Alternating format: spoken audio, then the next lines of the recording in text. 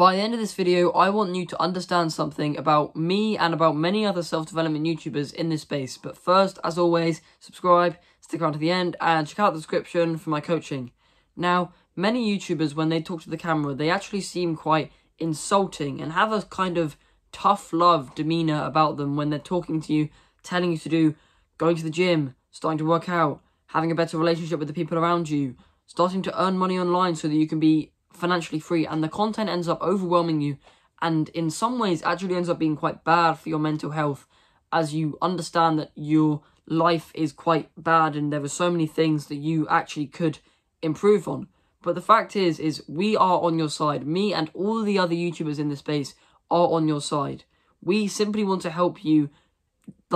enter a new world of life. We don't want you to be living the life that you were previously living, which you may not have been happy with, that was kind of riddled with addictions and stuff. And while some people may be happy with that life, they like the life that's full of partying and instant gratification, and that is fine for them. But some people aren't, and some people just do it because they feel like there is nothing else for them to do, and it's what society promotes as good.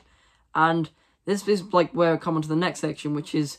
who are the enemies if we are on your side? Because we want to help you, but there are people out there that don't want to help you and actually want to put you down and make sure that you're not living the life that you want to live. And I call these people who are kind of suffering victims of society, because society as a entity in itself is the thing that's kind of putting people down into this mental suffering which they don't want to be in.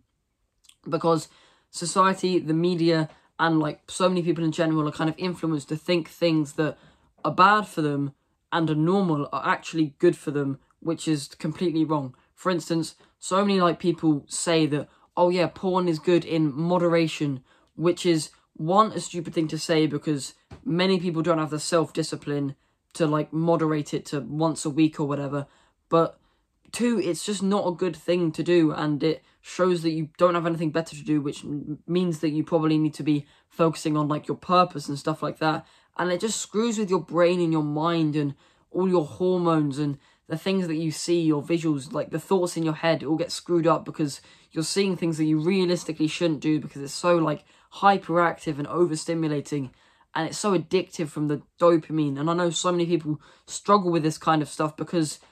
society tells them that this kind of stuff is good and healthy when it clearly isn't, and people are influenced by this, and it's the people that are telling you this kind of stuff that are the enemies. They are the people that are almost seemingly maliciously trying to put you down so that you suffer and so that you don't do well in life, so that they can elevate themselves to a top 10% person of social status or whatever. And they also say things like, oh yeah,